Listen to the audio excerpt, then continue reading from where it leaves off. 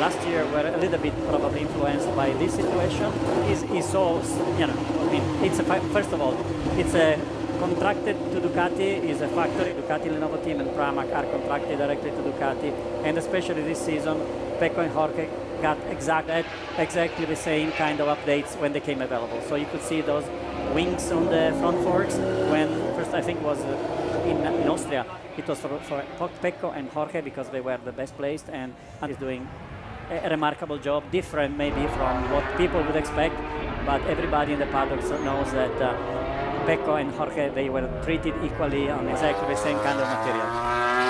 From Enea Bastianini's point of view, of course, not an easy season for him. Of course, the season interrupted by injuries. We did start to see the best from Enea when we got to how much sympathy do you have for how interrupted his season was? Because, of course, it was a very different motorcycle to the one that he jumped off the GP21. And I guess that first half of the season, what he needed was time on the bike, which he didn't really get.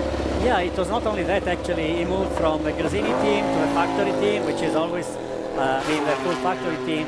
But also, let's not forget that his crew chief, Alberto Giribola, decided to go to KTM. So he had also history with Marco Rigamonti.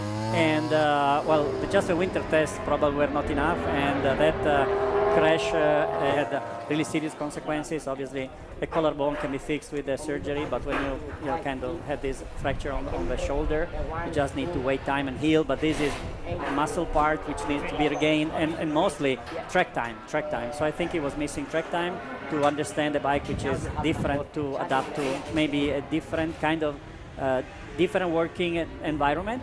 And you know, and then as soon as you see a little bit of the light at the end of the tunnel, then the crash in Barcelona. So, well, we know Enea is one of the fastest riders in MotoGP. He proved it last year. For sure, he can show his true potential. I have to ask you, you know what this next question is going to be all about.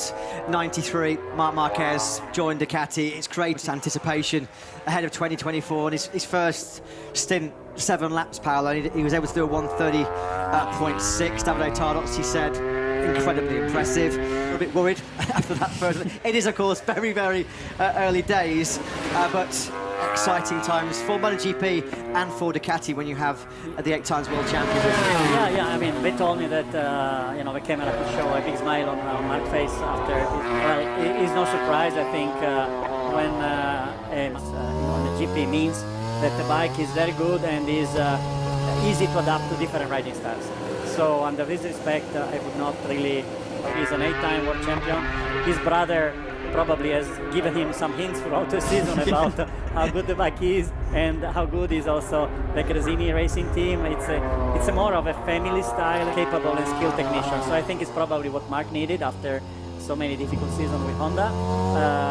You know, we must say that you know, deciding to leave a factory team to join an independent team in order to find again fun on riding, that feeling that the rider really needs. I mean, Marc is not the youngest rider here. He's not that old. Few disappointing seasons. I think he wanted just to enjoy, and I think he will be able to enjoy the Ducati for sure.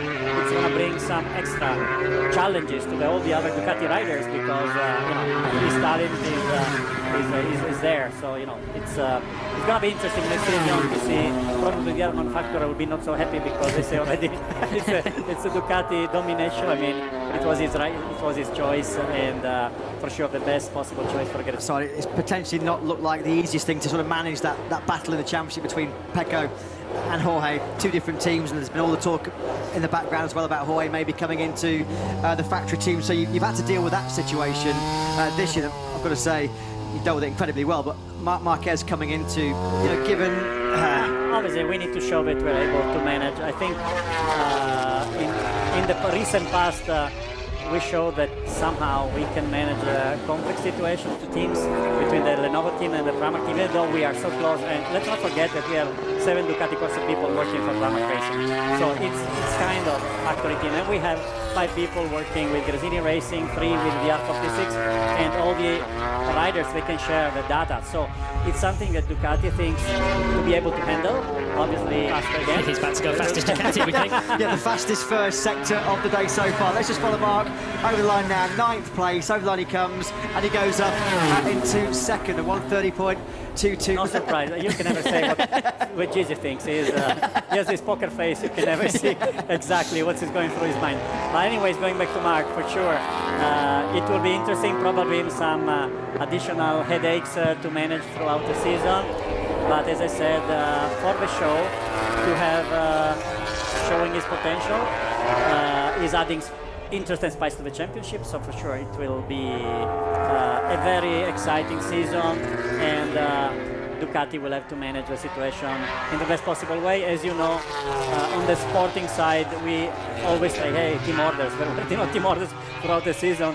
You know, because Gian Antonio could win in Qatar because he deserved to win, and we saw so many other situations. So, you know, it's our policies that we'll try to manage it in the best possible way. You're in a position that every other manufacturer would love to be in, dominating, of course, by the GP. Incredibly talented riders like Pecco, like Jorge, Marco Bezzecchi, so many great names. Now the addition of Marc Marquez. I know you're very busy, Paolo. We're coming up to a lunch break, so I've just got one more very, very quick question for you. Yesterday, it's been announced about the new concessions to help Honda and Yamaha has driven this upgraded concession system. We read yesterday that, of course, it was a unanimous agreement with all of the manufacturers, so Ducati has endorsed it. But in some respects, people could say, what's your viewpoint, or what's the Ducati viewpoint on the concession system? Well, I think we always said we were ready to the manufacturers are in a difficult position, namely the two Japanese manufacturers now, to be able to catch up, because we don't want a championship where, you know, with the current rules, for whatever reason, because they got podiums, you know, because Alex Rins won in Austin, then the current system would not allow them to have any extra help. So I think we want a championship where every manufacturer is competitive, and with the current level of MotoGP and the current previous rules.